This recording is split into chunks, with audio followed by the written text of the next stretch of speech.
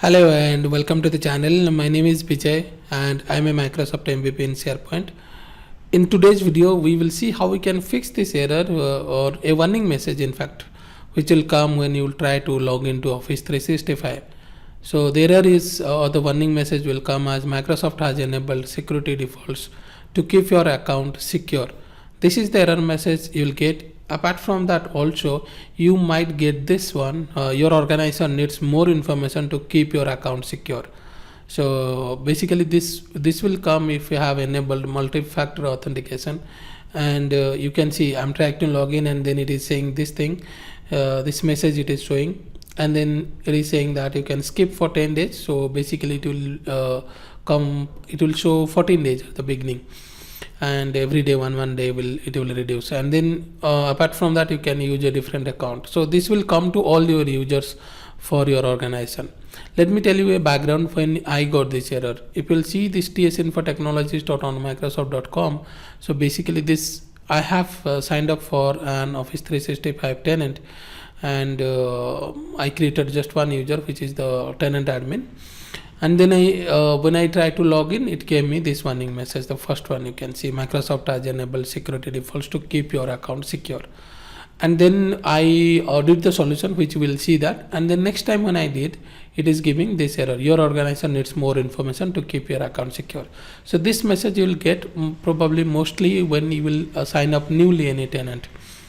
Now let me just try to sign up or try to log in to the admin center. For example, I'll say admin.microsoft.com, and this is the tenant, and then you can see I'll put the sign in, and then you can see this is saying your organization needs more information to keep your account secure. So this is the message that which will come here.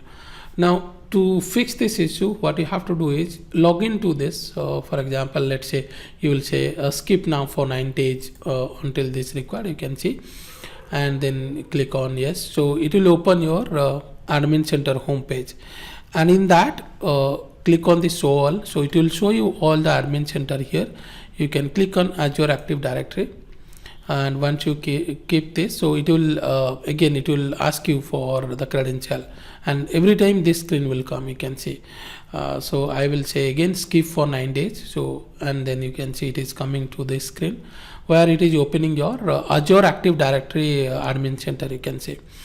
And here click on Azure Active Directory and scroll down, and then you can see here properties, this one.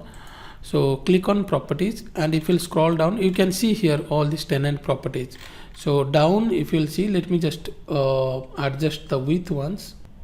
So now you can see in this page, you can see manage security defaults. Click over here, and you can see by default when you will newly signed up, it will be yes. Okay, so you can say no, and then it will ask you to let you understand why you would want to disable this security default. So you can provide any reason for that.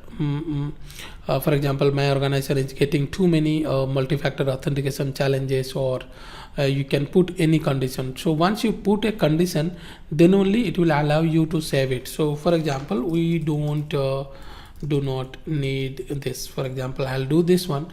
So then I will click on save. So now you can see here, this is now it is saved, and it will not ask you. So next time if I will log in, it will not ask me this dialog box. So to do that, let me just try to log in again. So I'll go here, I will have the same admin.microsoft.com. I'll put this one and the password. You can see here now it is not asking, so it is saying signed in, and you can easily sign in. So this is a small video that I thought I'll make this as a video, and if you like this, kindly subscribe to the channel. You will get this kind of videos, Office 365, SharePoint, SPFX, all these videos you will get. And thank you and have a nice day.